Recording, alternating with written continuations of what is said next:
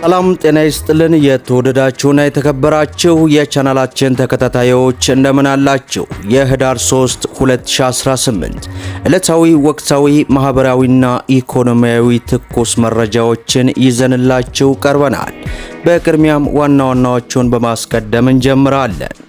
በጉጉት ሲጠበቅ የነበረው አዲሱ የብሔራዊ ባንክ መመሪያ በተለይ በተለያዩ የዓለም ሀገራት ሆናችሁ ገንዘብን ወደ ሀገር ቤት በሐዋላ መላክ የምትችሉበትን እጅግ በጣም ወሳኝ የሆነ መረጃ ይፋ ሆኗል። በዚህም ብሔራዊ ባንክ እነዚህን አስተላላፊ ድርጅቶች በዝርዝር አስቀምጧል። ወደ 89 የሚደርሱ ስለመሆኑም ይፋ አድርጓል። ሙሉ መረጃውን ወደ እናንተ ይዘናል። በሌላው መረጃችን ከግብርና ታክስ ጋር በተያያዘ አዲስ መመሪያ ይፋ ሆኗል። በዚህም ከደረጃ ሀ ግብር ከፋዮች ጀምሮ ለሁሉም ግብር ከፋዮች በሙሉ ማስጠንቀቂያ ወጥቷል። ሙሉ መረጃውን እናደርሳለን።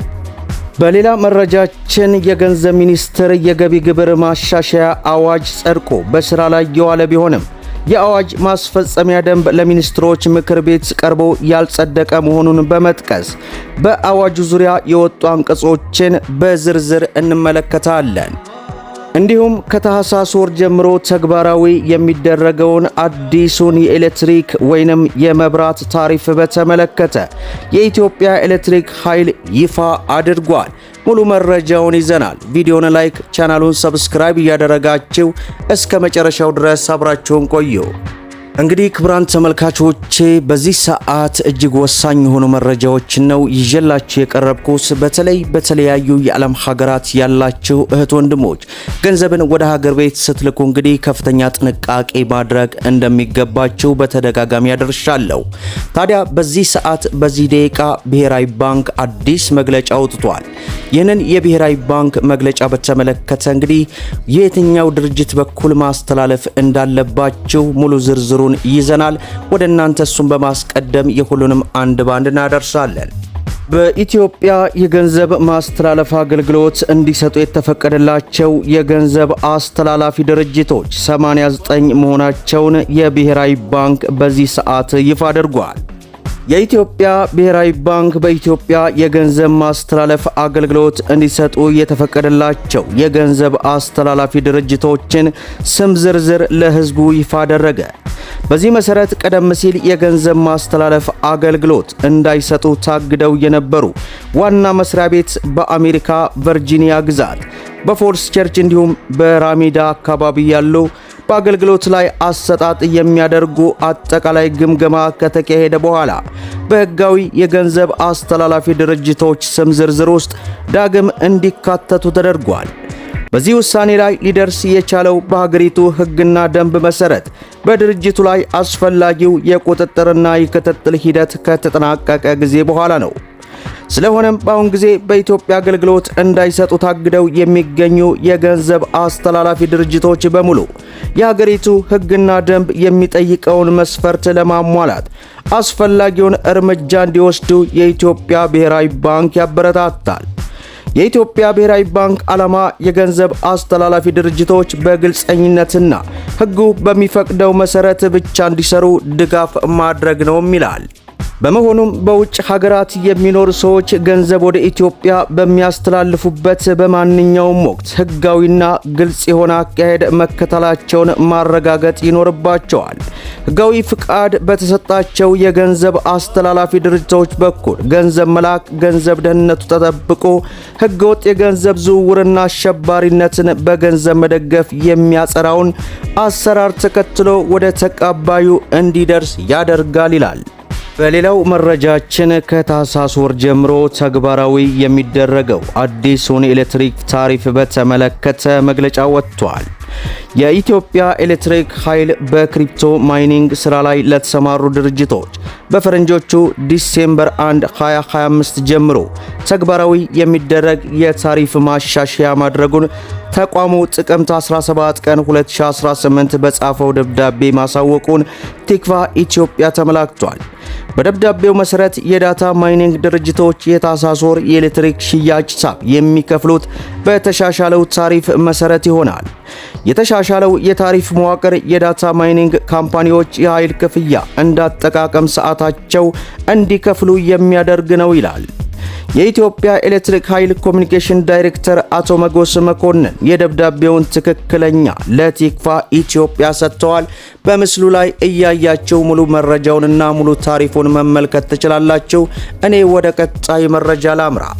በሌላው መረጃችን ለደረጃ ሀ ግብር ከፋዮች፣ ለደረጃ ለ ግብር ከፋዮች፣ ለደረጃ ሐመሮሃ እንዲሁም አጠቃላይ ለግብር ከፋዮች በሙሉ ጥብቅ የሆነ መግለጫ ይፋ ሆኗል።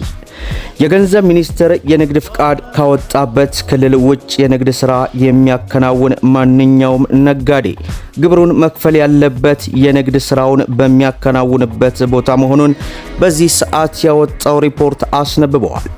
የአዲስ አበባ ከተማ አስተዳደር ገቢዎች ቢሮ ዋና መዝገብና ፍቃዳቸው በአንድ ክልል ሆኖ በሌላ ክልል በኮንስትራክሽንና በሌላም ዘርፍ የተሰማሩ አጠቃላይ ግብር ከፋዮች በሚያገኙት ገቢ ግብሩን መሰብሰብ የሚችሉት የትኛውም ክልል እንደሆነ ማብራሪያ እንደሰጠው ለገንዘብ ሚኒስቴር በደብዳቤ በጠየቀው መሰረት የገንዘብ ሚኒስቴር ማብራሪያ ሰጥቷል። በዚህም ሕገ መንግስቱ አንቀጽ 97 ክልሎች በአስተዳደራቸው ስር ከሚገኙ ግብር ከፋዮች ላይ የንግድ ትርፍ ግብርና የሽያጭ ታክስ እንደሚጥሉና እንደሚሰበሰቡ መደንገጉን የገለጸው ማብራሪያው በሕግ ድንጋጌው መሰረት ታክስ የመጣልና የመሰብሰብ ስልጣን የተሰጠው የንግድ ሥራው በሚከናወንበት ክልል እንጂ የንግድ ሥራ ፍቃድ ለወጣበት ክልል እንዳልሆነ አሳውቋል። በመሆኑም አንድ ግብር ከፋይ በአንድ ክልል የንግድ ሥራ ፍቃድ አውጥቶ በንግድ መዝገባና ፍቃድ አዋጅ በተደነገገው መሰረት በተለያዩ ክልሎች በአጭር መዝገባ የንግድ ሥራ የሚከናወን ከሆነ በእያንዳንዱ ክልል ለሚከናወነው የንግድ ሥራ እንቅስቃሴ የተለየ የሂሳብ መዝገብ በመያዝ የገቢው ባለቤት ለሆነው ክልል ተገቢውን ግብር መክፈል እንደሚኖርበት ማስጠንቀቂያ ሰጥቷል። አሰራሩ ታክስ ከፋዩ በታክስ ሕጎች መሰረት የታከለ ግዴታውን ለመወጣት የሚኖረውን ወጪ ሊያከብደው እንደሚችል፣ ነገር ግን በክልል መካከል ፍትሃዊ የሆነ የገቢ ክፍፍል እንደሚኖር የሚያስችል ነው ሲል ሚኒስትሩ ገልጿል።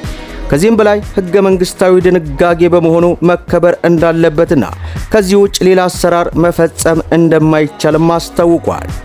የንግድ ሥራ የሚያከናውን ነጋዴ ግብር መክፈል ያለበት የንግድ ሥራው የሚያከናውንበት ወይንም የኪራይ ገቢው ላገኘበት ክልል መሆኑን የሚገልጸው የሚኒስትሩ ማብራሪያ ለዚህም የታክስ አስተዳደር አዋጅ ቁጥር 983/2018 እና በሚኒስትሩ የወጣው የታክስ ከፋይ ምዝገባ መመሪያ ከሕገ መንግስቱ ድንጋጌ ጋር በተጣጣመ ሁኔታ መዝገቡ መከናወን ታክሎም መሰብሰብ ያለበት ግብር ከፋዩ የንግድ ሥራው በሚያከናውንበት ቦታ መሆኑን በግልጽ መደንገጉን ያስታውሳል።